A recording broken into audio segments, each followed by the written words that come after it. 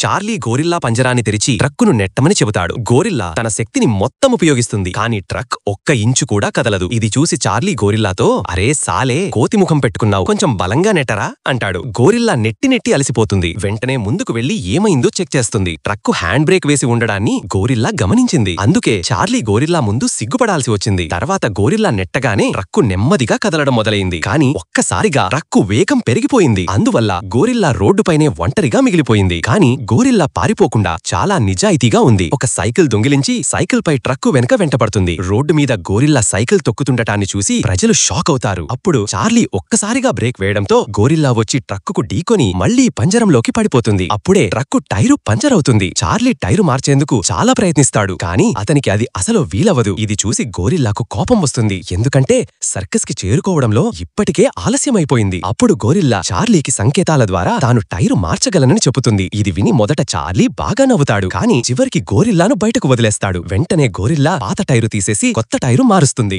దాంతో ట్రక్కు మళ్లీ స్టార్ట్ అవుతుంది. కానీ వెంటనే ట్రక్కులో పెట్రోల్ అయిపోవడాన్ని గమనించారు. దీన్ని చూసి గోరిల్లాకు కోపంతో ఊగిపోయింది. ఇంకా చార్లీ దగ్గర పెట్రోల్ కి కేవలం 10 రూపాయలు మాత్రమే ఉన్నాయని తెలిసి గోరిల్లాకు పూర్తిగా పిచ్చుబట్టినట్టయింది.